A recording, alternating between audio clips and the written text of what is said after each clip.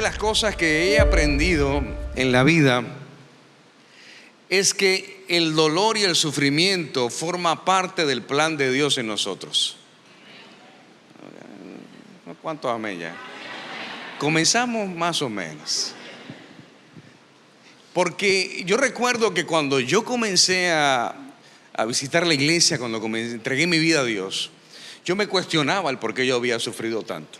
Y hoy quiero hablarte precisamente del sufrimiento y del dolor que nos ayuda a sanar los corazones. Y quiero hablarte de las vivencias, diga conmigo, vivencias, cuando la vida duele.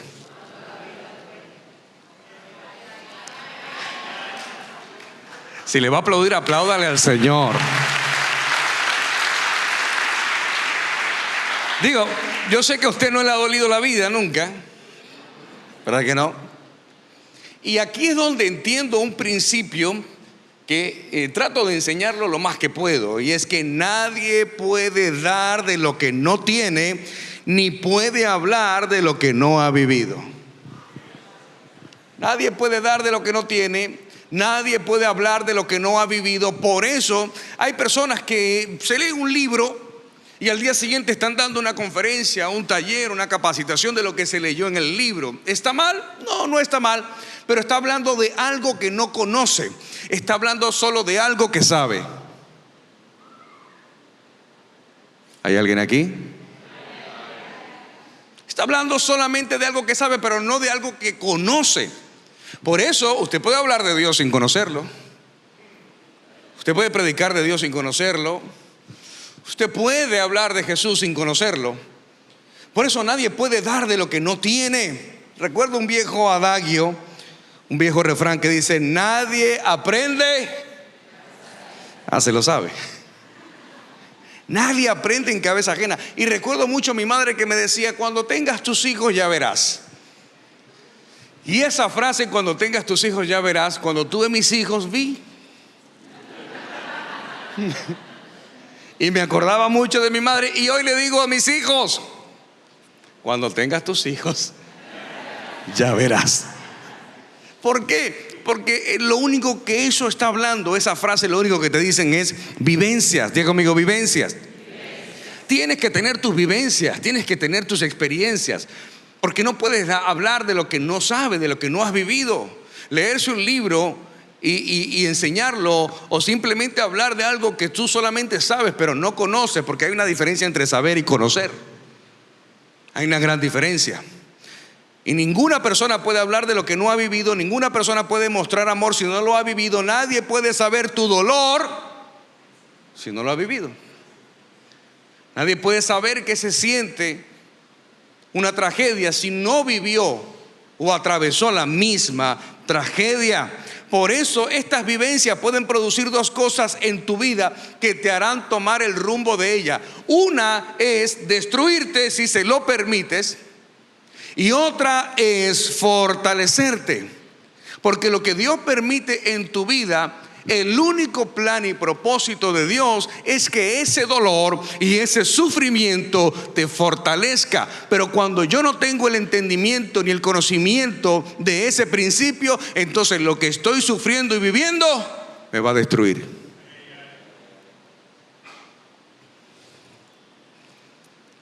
Recuerdo cuando yo llegué al Señor y le preguntaba al Señor: ¿por qué yo viví tanto dolor? ¿Por qué mis padres se divorciaron? ¿Por qué sufrí tanto rechazo? ¿Por qué sufrí tanto abandono? ¿Por qué las cosas no salieron como yo quería? Eran las preguntas que yo le hacía al Señor. ¿Por qué tuve que sufrir tanto? O sea, ¿qué fue lo que yo hice para sufrir en esta vida? Y entendí que hay tres cosas en la vida, tres cosas más comunes que nos llevan a ser heridos. Porque, diga conmigo, las heridas tienen que ver con el alma. Cuando un ser humano es herido, cuando una persona es herida, esa herida se aloja en el alma, se aloja en el corazón. Y por eso las personas heridas están heridas en el alma, y una persona herida va a herir a otra persona, y así sucesivamente, porque se convierte en un ciclo de dolor y sufrimiento. Y muchas veces vas a herir a la otra persona desde la herida que la otra persona te hizo a ti. Lo primero que hiere al ser humano, diga conmigo, orgullo. ¿Y qué es el orgullo? No reconocer cuando lo que haces te está matando. Orgullo es no reconocer que lo que yo estoy haciendo, que creo que me las sé todas, me está matando. Y ahí vemos al apóstol Pedro en ese escenario, él en la barca y Jesús diciéndole, vamos mar adentro, echemos las redes. Y Pedro le dice, ¿sabes qué, Jesús? Mira, yo aquí soy el que sabe de pesca, tú no sabes de pesca. Dedícate a pastorear, tú no sabes de negocios, tú no sabes de pesca. Aquí esta es la peor hora para pescar. Y vuelve Jesús y le dice, vamos mar adentro. ¿Desde dónde estaba hablando Pedro? Desde el orgullo. Desde el orgullo. Desde no saber someter su voluntad a la palabra que Jesús le estaba dando en ese momento. Y nosotros inconscientemente reaccionamos de esta forma porque la persona que es orgullosa no lo sabe. El orgullo es como el mal aliento. Todo el mundo se da cuenta. ¿Te ha pasado? Por eso siempre hágase, mire, o cargue una mentita por si acaso. Por si acaso. Pero no hay menta para el orgullo. Tienes que reconocer, porque Dios no va a sanar lo que tú no reconoces. Y muchos que dicen, orgulloso yo, jamás. Ok. Ok.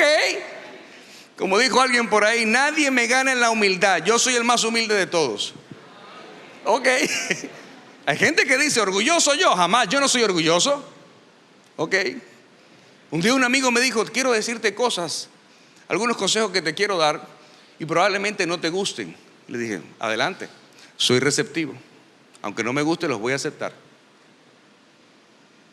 Pero para eso tienes que tener una madurez emocional. Reconocer que sí tenemos orgullo. Lo tenemos. Lo segundo que nos lleva a ser heridos es la impulsividad. Y aquí es donde entendemos que moverse por emoción trae sus consecuencias.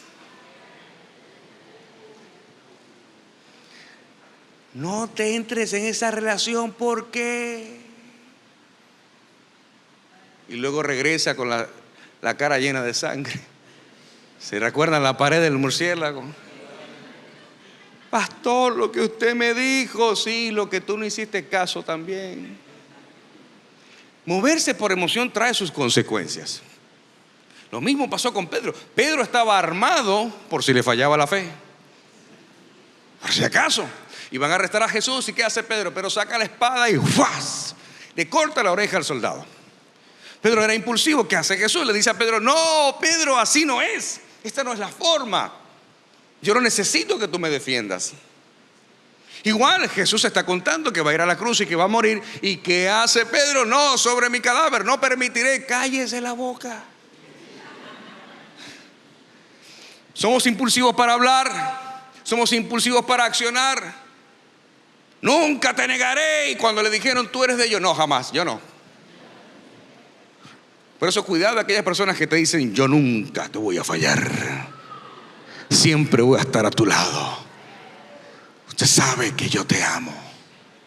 Hello, cuidado con ese tipo de personas, porque puede ser el mismo espíritu de Pedro, que al momento del gran problema dice, yo no lo conozco. ¿Por qué? Por impulsivo. Otra de las cosas que nos lleva a ser heridos son las malas decisiones. Y obviamente una persona que sufre de orgullo y que sufre de impulsividad va a tomar malas decisiones, y una mala decisión que produce frustración. Y tomamos malas decisiones una detrás de otra. Tomamos malas decisiones consecuentemente. Mira, si hay alguien que es persistente, una persona que toma malas decisiones a cada rato. ¿Sabe lo que es la persistencia? La constancia de tomar malas decisiones. Pero hay gente que por no reconocer seguirán tomando malas decisiones. Y lo mismo pasa con Pedro. Pedro, ¿qué hizo? al momento de que su orgullo y la impulsividad lo llevaran a cometer tantos errores, tomó malas decisiones. ¿Dónde terminó Pedro luego que Jesús muere, va a la cruz y resucita? Terminó de nuevo al lugar donde Jesús lo había sacado. Se regresó a la pesca, donde Jesús le dijo que ya no necesitaba ser más un hombre de la pesca, sino que iba a ser un pescador de hombres. Y dice la Biblia que Jesús tuvo que descender 40 días, y en esos días se les presentó a Jesús a Pedro, y le dijo a Pedro: Pedro, ¿qué haces pescando? ¿Acaso no te dije que te haría un pescador de hombres? Muchas veces las malas decisiones, a través de las heridas que tenemos, nos llevan a retroceder. Y regresamos normalmente al lugar donde Jesús nos sacó.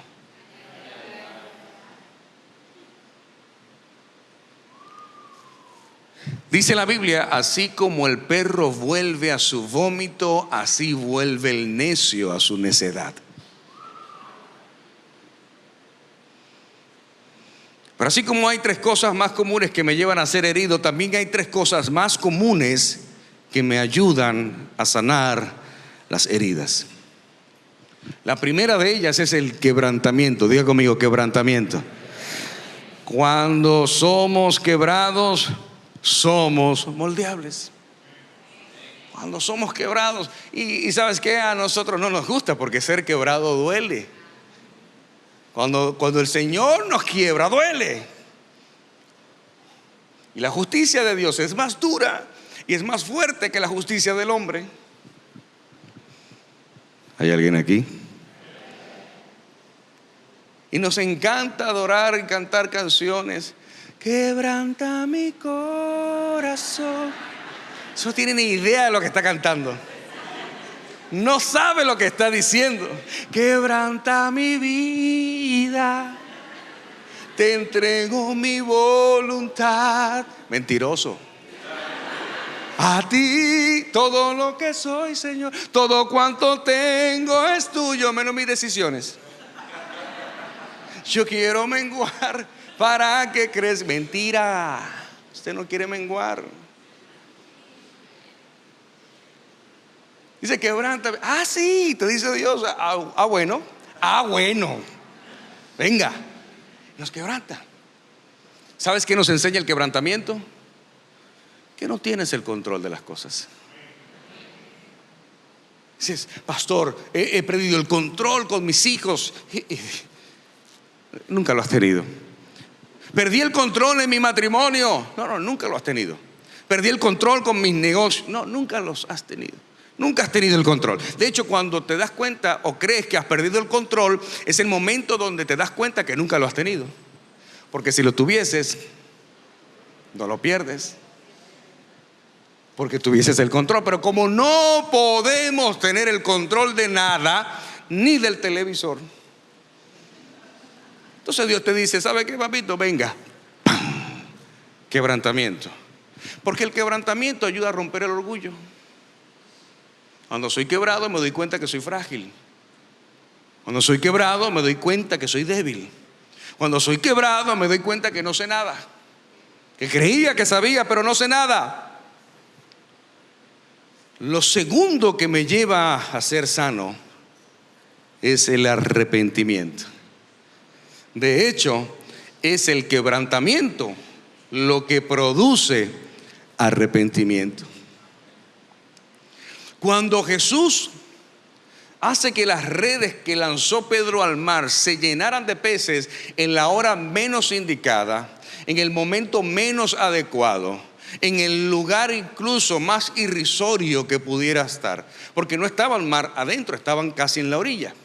De hecho, tuvieron que llamar a otra barca para que vinieran a ayudar. En ese momento, ¿qué hizo Pedro? ¿Sabes qué hizo Pedro?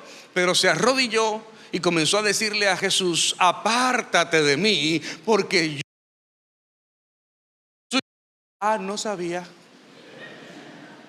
Te estoy diciendo, idiota.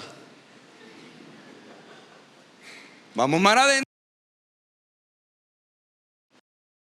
Te vuelves necio, te vuelves terco. Te estoy dando una instrucción, obedécela.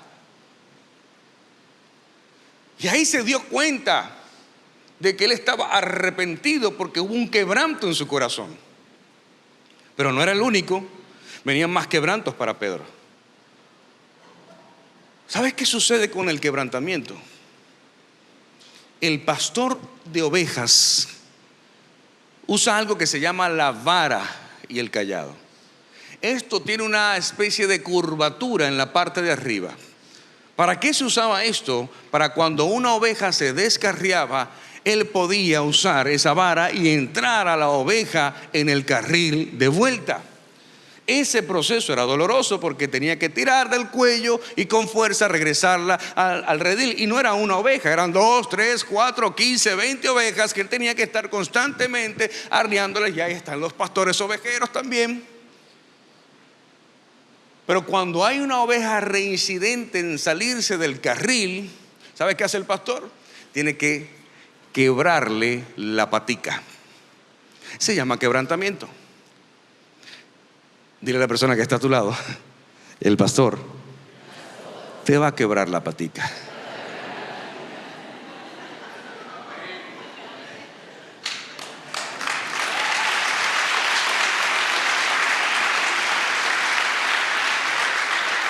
Ahora, ¿qué debería producir el quebrantamiento?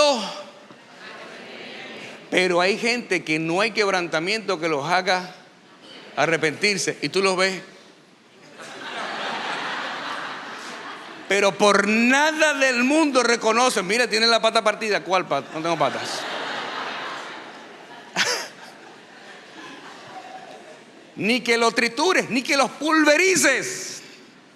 Pero ¿qué hace el pastor? Entonces quiebra la pata de la oveja y se la coloca en el cuello. Le venda la patica para que sane. Y solo hasta que la patica ya está sana, entonces la coloca de nuevo en el redil. Curiosamente, la oveja nunca más se separa de su pastor. ¿Por qué? Porque se acostumbró a estar cerca del pastor.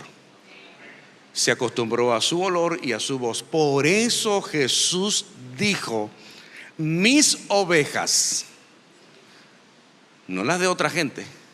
Jesús dijo: mis ovejas oyen mi voz y me siguen.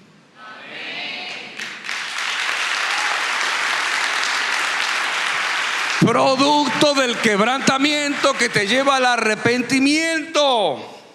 Por eso el arrepentimiento nos lleva a tomar la mejor decisión: a no apartarme de Dios jamás.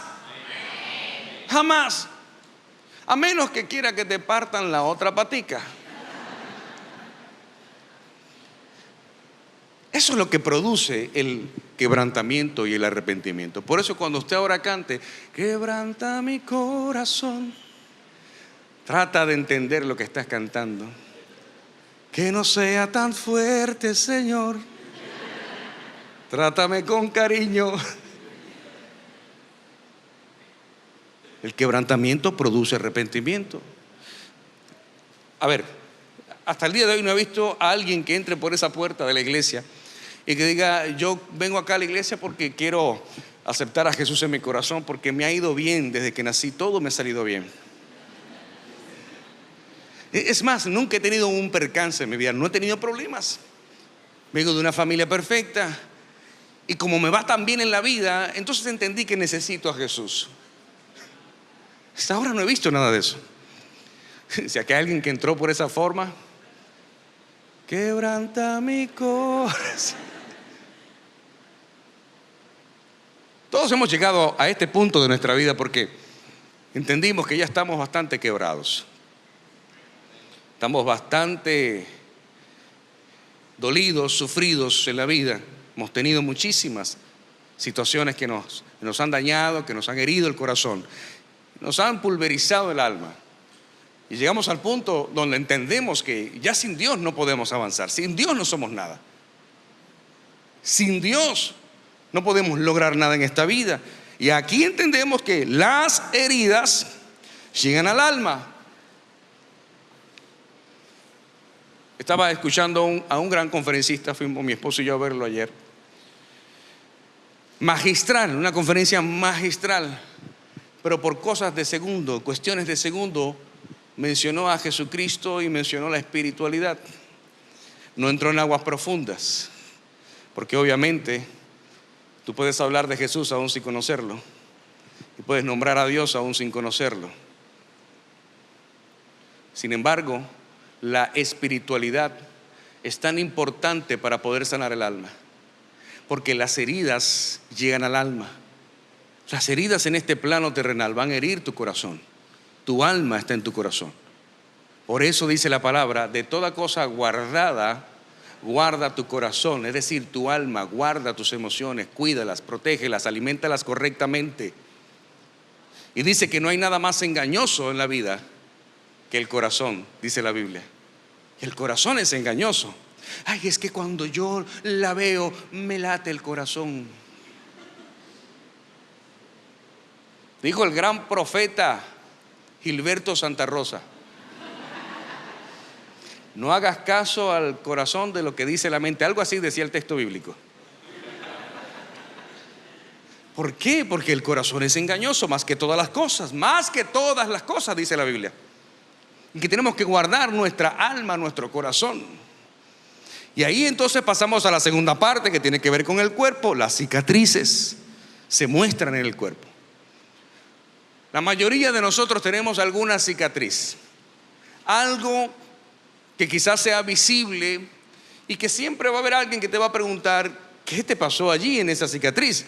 Y tú le vas a contar una historia, porque las cicatrices muestran una herida que ya sanó, y que probablemente en el alma Dios no va a borrar las cicatrices, porque necesitas contar esa historia de dolor, necesitas contar esta historia de sufrimiento. ¿Sabes qué hace el orgullo? Te cubre esa herida, no la sana, para que nunca tengas el valor de hablarla. Y tarde o temprano va a salir, porque Dios va a ejercer presión sobre ti para que esas heridas que mantienes ocultas salgan a la luz.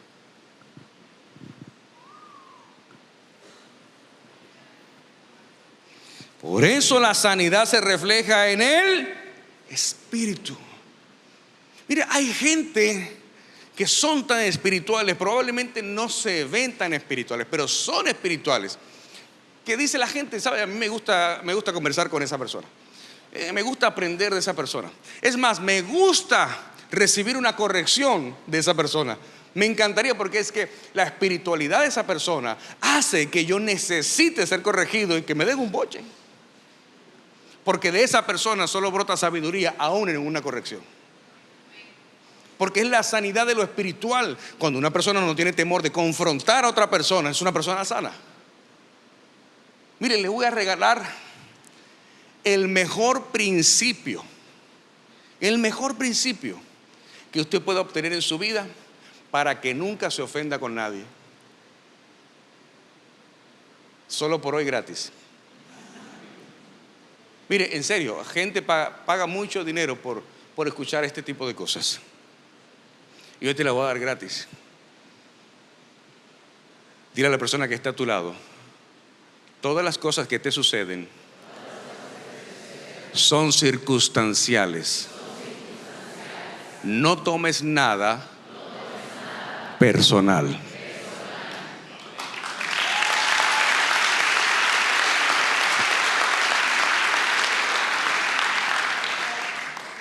Todo es circunstancial. Todo es producto. Por eso usted no es su circunstancia.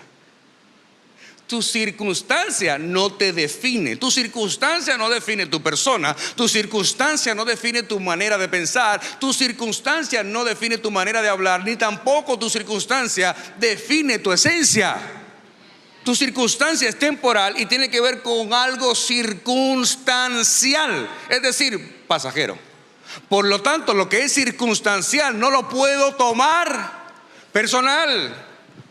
Si un empleado no hizo el trabajo que yo le pedí, Yo voy a ir donde ese empleado y lo voy a corregir. Y si lo que no hizo afectó mi cliente o afectó una empresa a la cual yo tenía que entregar un trabajo con mucha responsabilidad, y si hablar que la responsabilidad es el valor número uno de nuestra empresa, entonces ese empleado fue un irresponsable, voy a ir donde él, lo voy a corregir, probablemente esté enojado con él, pero a los 5 minutos estaré brindándole un café. Y él me dirá: el jefe es bipolar.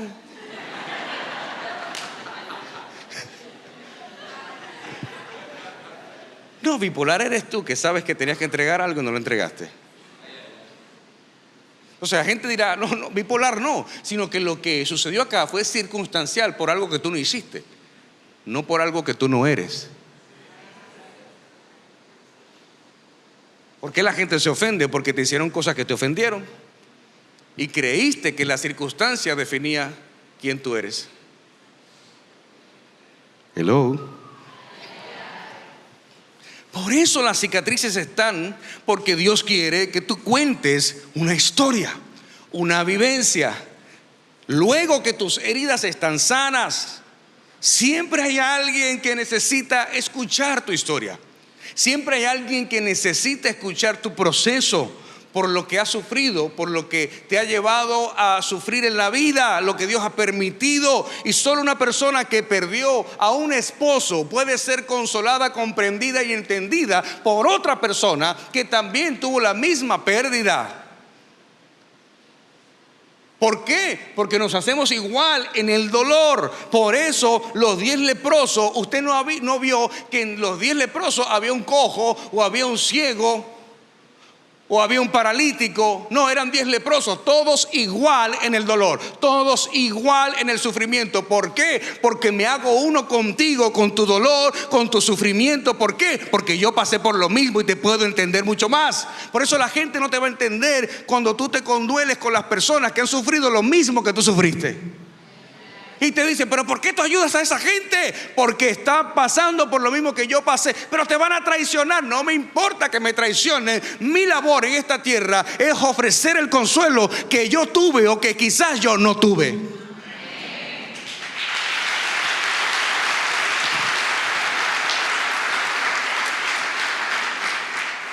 Porque si hay algo que usted tiene que entender esta mañana, amada iglesia, es que el dolor tiene beneficios. Los beneficios del dolor. Hay muchas personas que no tienen cicatrices, que lo único que tienen son heridas que todavía están abiertas, heridas que todavía están sangrando. ¿Y sabes qué?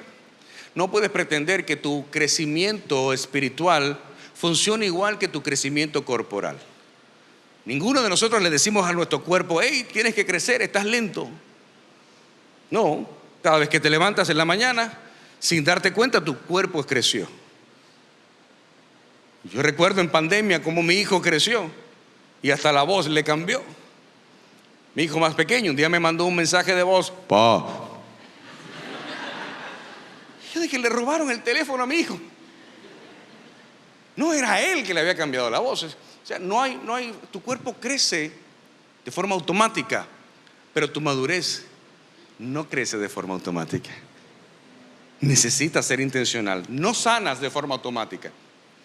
No, porque la gente cree: yo he sufrido mucho en la vida, pero en algún momento sanaré. No, tienes que ser intencional, papito. Tienes que ser intencional en procurar tu sanidad, en buscar tu sanidad, en nutrir. Más que llenarte los bolsillos de dinero, busca llenarte el corazón de sanidad.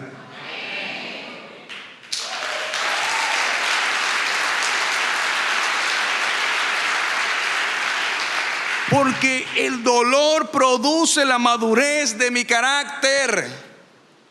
Usted quiere madurar. Hay gente que dice: yo quiero madurar, quiero crecer. Y viene un proceso doloroso, un proceso de sufrimiento. Mira, el dolor tiene etapas. Las etapas del dolor. Hay muchas, pero quiero solamente tocar 4 etapas del dolor. Estas etapas del dolor tienen que ver con una circunstancia difícil que tú hayas tenido que atravesar. Una de las circunstancias más difíciles que podemos tener en común muchas personas es cuando perdemos un ser querido. de una forma inesperada, no era el tiempo, y llegó ese momento tan doloroso. Un día me preguntaron si este tipo de pérdidas se superaban con el tiempo. Mi respuesta fue: yo entiendo que no se supera nunca la pérdida de un ser querido, sino que nos acostumbramos a vivir con eso, de forma saludable, con una sanidad en nuestro corazón, con una paz en nuestra mente que sobrepasa todo entendimiento, y que solo Dios nos puede dar esa paz, solo Dios nos puede dar esa tranquilidad, y solo Dios nos puede ayudar a vivir, aprender a vivir con alguien que ya no está. Es como cuando a alguien le amputan una pierna. Cuando a alguien le amputan una pierna, de hecho, en ese proceso hay algo que se llama el miembro fantasma, que tu cerebro todavía no entiende que ya la pierna no está allí. Y por eso cuando se levanta de mañana, abre los ojos, recibe un shock emocional tan fuerte que lo traumatiza. Y hay personas incluso, y me pasó con un familiar muy cercano, tuvieron que amputarle la pierna porque la diabetes ya le había comido la mitad de la pierna, y comenzó el miembro fantasma, a punto de que ya no aguantó tanto el haber perdido la pierna y ese proceso tan doloroso que tuvo que fallecer, perdió la vida. O sea, tenemos que acostumbrarnos, porque una persona que perdió una pierna no va a crecer una pierna de forma mágica. No es como que te levantas un día y dices: ay, mira, ya tengo pierna. No, ni tampoco va a ir creciendo progresivamente la pierna. No, no sucede eso. Tienes que acostumbrarte. Y una prótesis no es una pierna, es una prótesis. Aprendemos a vivir, pero para aprender a vivir con eso necesitamos superar las etapas del dolor. La primera etapa del dolor es el impacto, cuando tú te enteras, cuando te dan la noticia. Yo no sé si te ha tocado estar en esa posición de dar una mala noticia, pero es algo terrible tener que decirle a un hombre, llegar a su casa, tocar la puerta y decirle: quiero darle la noticia de que su hijo fue asesinado anoche. Tener que sentar a un niño de 7 años para decirle: tu madre se fue con el Señor. La noticia es el impacto más fuerte en el proceso del dolor. La segunda etapa del dolor es la negación. En este proceso de la negación es el no aceptar que eso sucedió y que esa persona ya no está. No lo aceptamos y entramos en este proceso de negación. De hecho, te vas a encontrar que en algunos funerales familiares no lloran.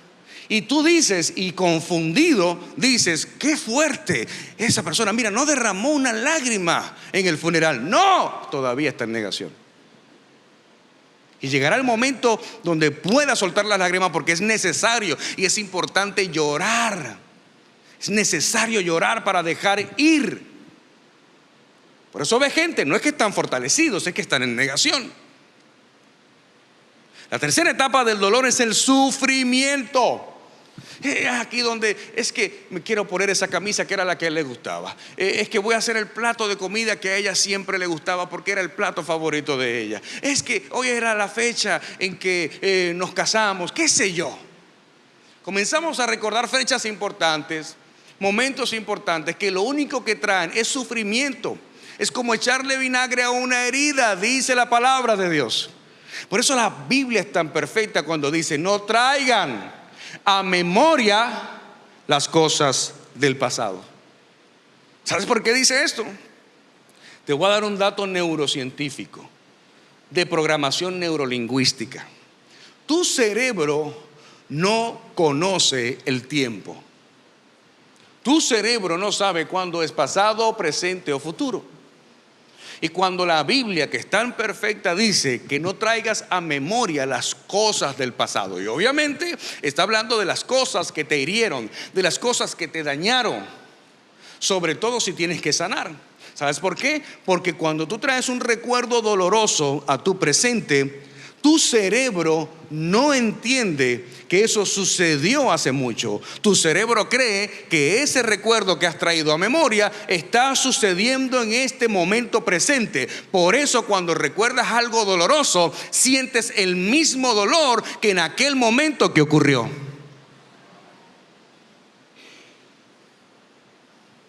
¿Qué música escucha la gente que está despechada?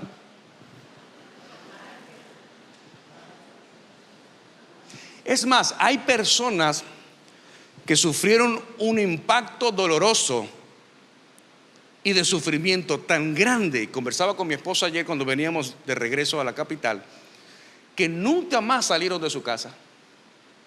Piensa, seguro tienes algún familiar, quizás ya mayor, que no sale de su casa. Personas que se quedaron encerrados en una caverna porque tuvieron temor a salir y encontrarse con lo que estaba allá afuera en el mundo. El impacto doloroso fue tan grande que se llenaron de tanto temor que decidieron nunca más salir de su casa por temor. Pero déjame decirte algo, hay personas que tienen una cárcel interna, no necesitan quedarse en una casa encerrados, pero internamente tienen una cárcel de temor que no se atreven a avanzar en cosas que Dios ha predestinado para esa persona.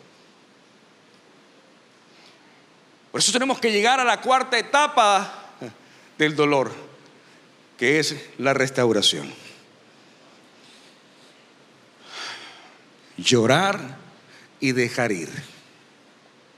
Cuando aprendemos a soltar, cuando aprendemos a dejar ir, es porque ya el Señor comenzó a trabajar en nuestra sanidad. Esa famosa frase que decimos mucho nosotros a forma de broma, relajo, suéltalo en banda. Si entendiéramos el trasfondo de esa frase, de soltar a alguien es dejarlo ir.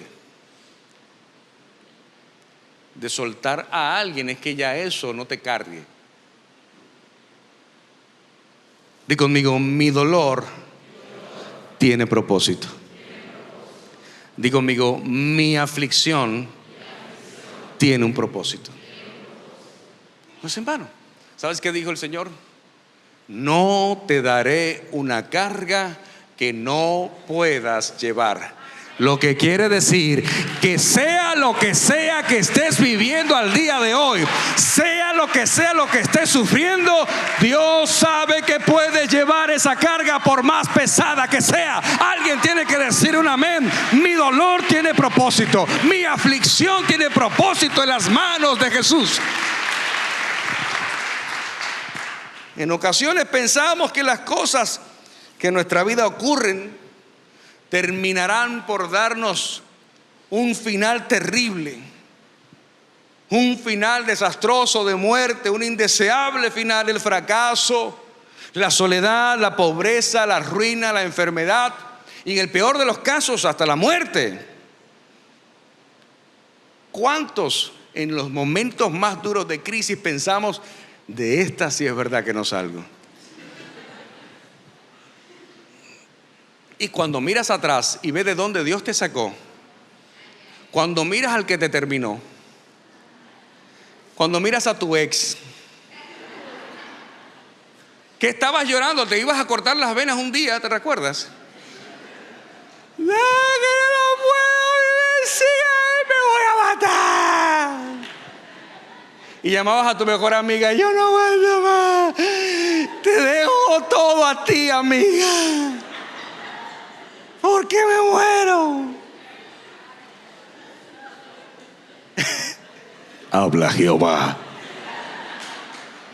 Y de repente cuando miras atrás, luego que el Señor te sacó y eso, y yo estaba con ese infeliz, esa vaina tan fea era mi novio. ¡Qué malos gustos! Tú tienes que decir, mira, yo tengo malos ratos, pero no malos gustos. Y ahí tú dices, Señor, gracias por librarme de esa cosa.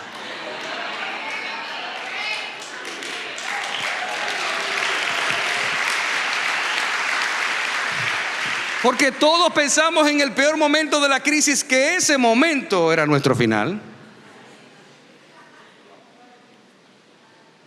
Y probablemente tienes una vida llena de mucho dolor, de muchas malas decisiones, de orgullo, impulsividad y cosas que probablemente te avergüencen delante de los hombres. Pero quiero que sepas algo, aquellas cosas que te avergüenzan delante de los hombres, en las manos de Dios, en los ojos de Dios, son las herramientas más poderosas para sanar a muchas personas.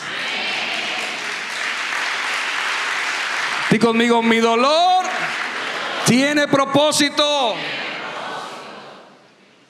Es que tu dolor forma parte en el propósito de Dios cuando le entregas tu vida a Él. Cuando le entregas tu vida, de lo contrario, ese dolor te va a terminar destruyendo. Solo cuando le entregas tu vida al Señor, Él toma esa vida sufrida y de dolor. Por eso Jesús fue nombrado varón de dolores. Y por eso la única forma de llegar a la cruz fue a través de una forma brutalmente agresiva.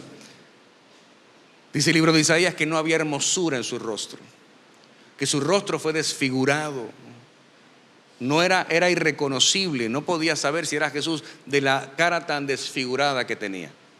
Algunos de ustedes vieron la película de Mel Gibson, ¿verdad? De hecho fue catalogada como una de las películas más sangrientas. Quiero que sepas que no llega ni siquiera al 3% de la realidad de lo que el libro de Isaías menciona. El libro de Isaías dice que sus carnes fueron molidas. ¿Alguna vez has ido a la carnicería a comprar carne molida? Así mismo quedó la piel de Jesús. Para llegar a la cruz y a través del dolor y del sufrimiento traer la sanidad, la salud, la prosperidad y la bendición a tu vida.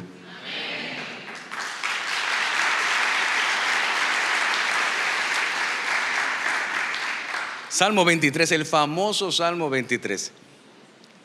El Señor es mi pastor, nada me faltará.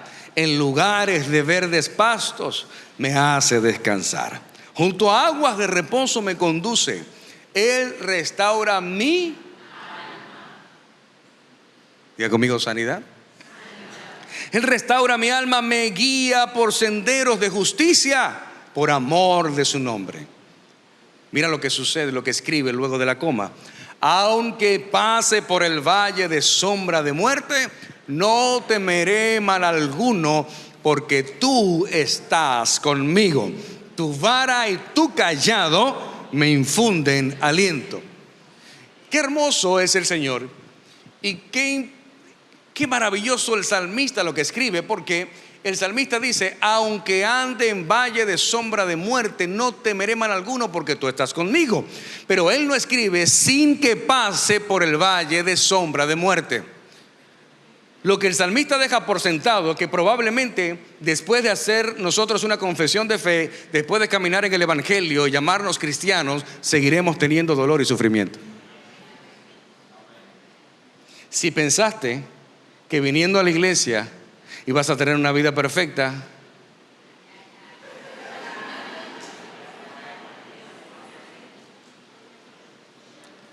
¿cómo te explico que se pone peor? Porque el reino de las tinieblas está molesto porque perdió un soldado. Y cuando antes no te sucedía nada porque estabas del lado de Satanás, ahora que estás del lado de Cristo, Satanás hará todo lo posible para que desertes de Cristo y regreses a las filas de Satanás. Por eso él dice: aunque ande en valle de sombra y de muerte, no temeré mal alguno, porque tú estás conmigo. No dice tú estarás conmigo, dice tú estás. No importa que no lo veas, no importa que no lo sientas, no importa que no lo notes, Él está y estará contigo por siempre y para siempre. Qué curioso, porque el salmista dice: tu vara y tu callado me infunden aliento. ¿Te acuerdas la vara y el callado? Lo que usaba el pastor para alcanzar las ovejas y traerlas al redil. Es como que tuvieras a tu mamá con la chancleta y le digas a tu mamá: mamá, tu chancleta me infunde aliento. Es que ahí que venga con la correa tu mamá y dice: madre mía, madre mía, madre mía, tu correa me infunde aliento, aleluya.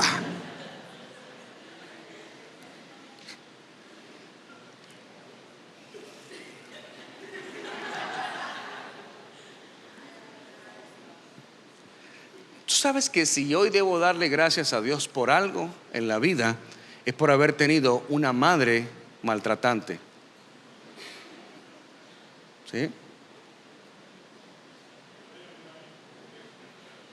Porque eso hizo el hombre que hoy soy. Qué bueno que no tuve una madre que me consintió. Qué bueno que no tuve una madre que me lo dio todo. Qué bueno que tuve una madre que me corrigió, y muchas veces exageradamente. Mi madre, desde su desconocimiento, lo que tomaba por el frente lo agarraba y me lo lanzaba. Palo de escoba, floreros, vasos, de todo. Le decíamos la lanzadora de jabalina. Era experta en lanzar palos de escoba. Y eran teledirigibles.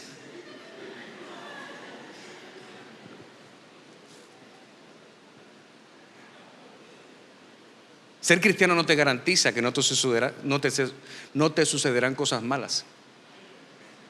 Ser cristiano no es la garantía de que algo malo no te va a pasar. Ser cristiano es la garantía de que aunque te pase algo malo, el Señor está contigo.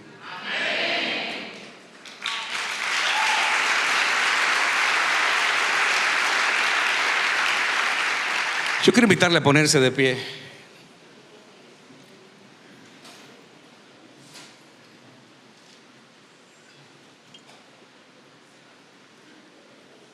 En los momentos de mayor sufrimiento en mi vida, eran los momentos donde más le decía a Dios, ¿por qué a mí? Pero sé que nunca le has hecho esta pregunta a Dios.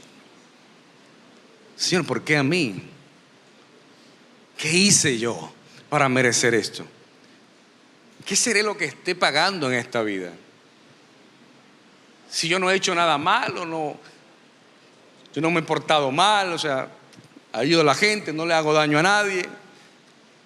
Un día alguien vino quejándose para decirme, yo no le hago daño a nadie. Y yo le dije, bueno, el problema no es que no le haces daño a nadie, es que probablemente no le haces bien a nadie. Y eso es orgullo también. Hoy sería interesante que cambiáramos esta pregunta. Esa es la pregunta que más Dios tiene sobre su escritorio. ¿Qué tal si hoy comenzamos a decir, ¿por qué no a mí? ¿Qué me hace tan especial que sea otra persona la que tenga que sufrir y yo no? ¿Qué me hace tan bueno o tan buena que sea alguien más que sufra y yo no? La pregunta sería, ¿por qué no a mí? ¿Por qué no a mí? Por eso aprender a vislumbrar el futuro te ayuda a entender que aunque pases por el valle de sombra o de muerte, no tendré temor porque sé que Él está conmigo. Cuando vengan los momentos dolorosos en tu vida, el sufrimiento, ten esa convicción del Salmo 23. Ten esa convicción de la palabra del salmista. Por eso, en el libro de Juan 16:33, mira lo que dice Jesús. Yo les he dicho estas cosas para que en mí hallen paz. Las cosas que Jesús había dicho en los versos anteriores eran de lo que iba a suceder en el mundo. Guerras, nación contra nación, padres contra hijos, hermanos contra hermanos, nueras contra suegras, siempre las suegras ocasionando problemas. Y luego que le da todas estas noticias, dice, yo les he dicho estas cosas para que en mí, diga conmigo, en Jesús. Dice Jesús, para que en mí haya paz. Esa paz que sobrepasa todo entendimiento. Que no importa cuán doloroso sea lo que estás viviendo, tienes una paz que no la entiendes. Es esa paz que te da Jesús. Es esa paz que está en mí. Y dice, en este mundo afrontarán aflicciones. ¿Se dio cuenta que nadie dijo amén? Pero es una de las miles de promesas que hay en la Biblia. En el mundo vas a sufrir. No, ¿por qué? Ya está bueno.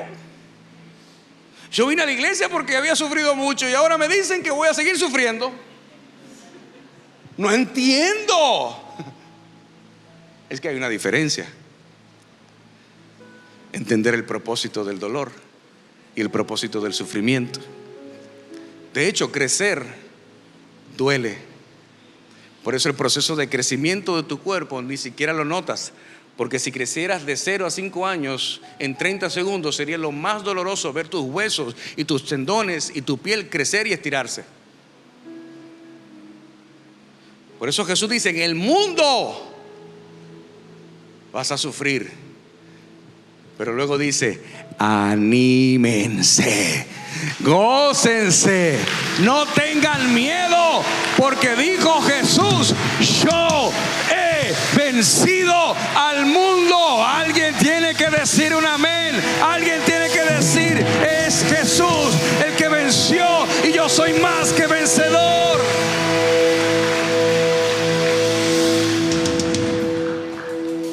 Hay una gran diferencia entre el dolor útil versus el dolor inútil.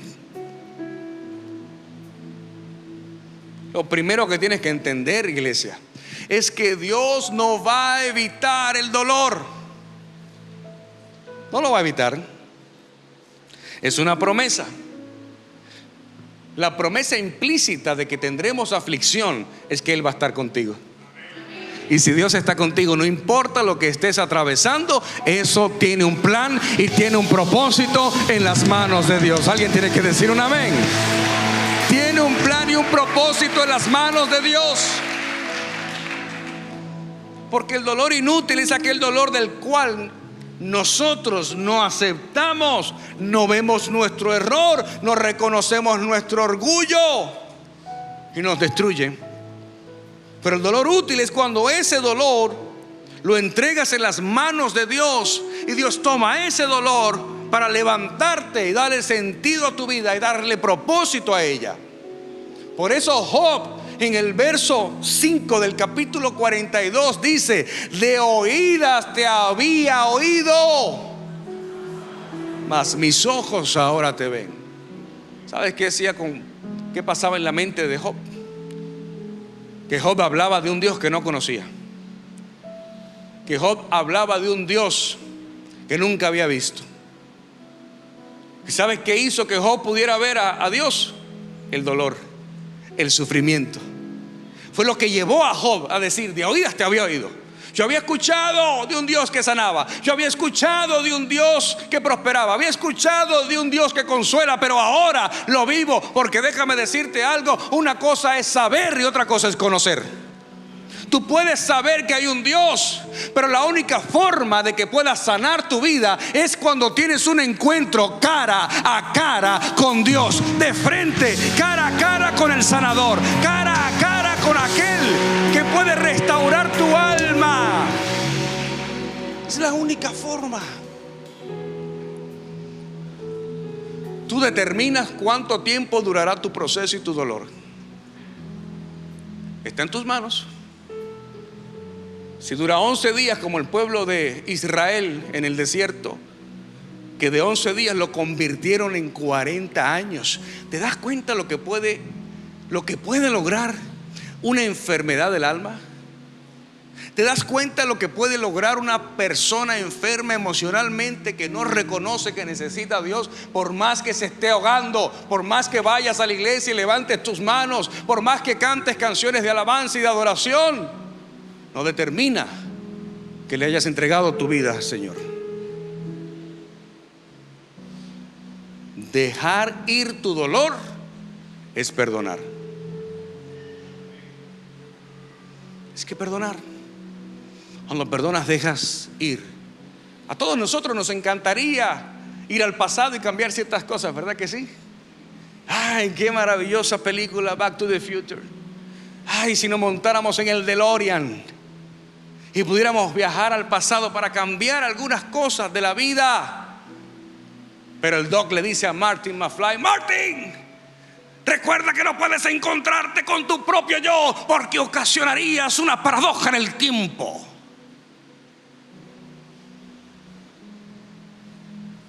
No hay forma de cambiar tu pasado.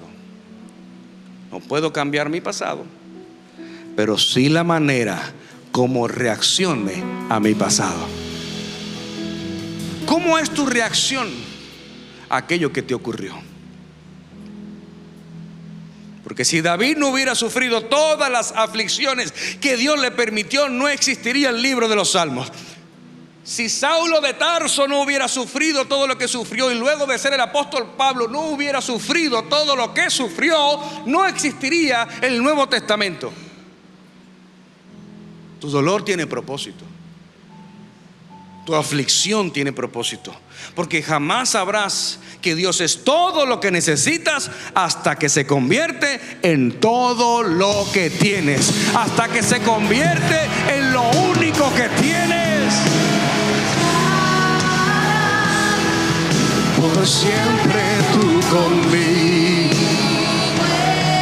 estás, todopoderoso, fuente de mi vida, El Shaddai, por siempre tú conmigo estás, todopoderoso, fuente de mi vida.